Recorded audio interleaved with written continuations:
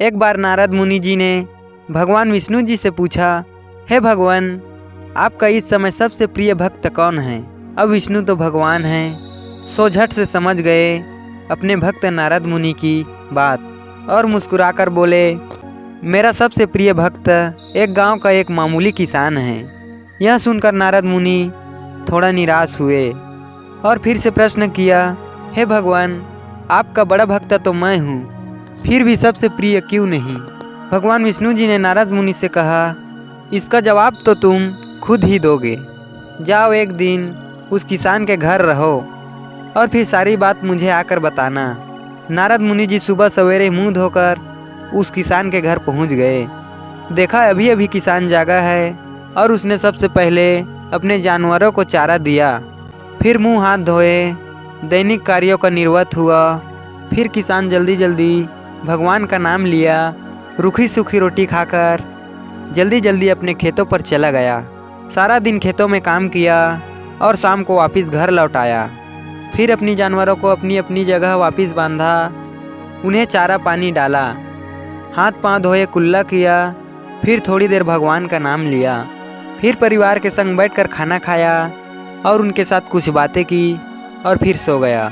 अब सारा दिन यह सब देखकर नारद मुनि जी भगवान विष्णु के पास वापस आए और बोले, हे भगवान, मैं आज सारा दिन उस किसान के संग रहा, लेकिन वो तो ढंग से आपका नाम भी नहीं ले सकता।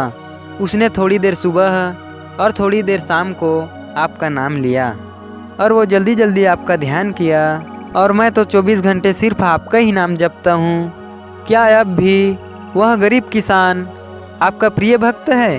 भगवान विष्णु जी ने नारद की बात सुनकर नारद जी को कहा, अब इसका जवाब भी तुम मुझे खुद ही देना।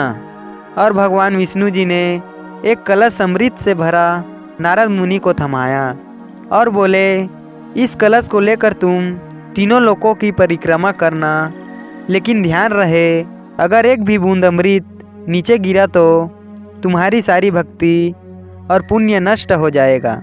नारद मुनि ने तीनों लोकों की परिक्रमा किया, फिर भगवान विष्णु जी के पास वापस आए, खुश होकर बोले, हे भगवान, मैंने एक बूंद भी अमृत नीचे नहीं गिराया।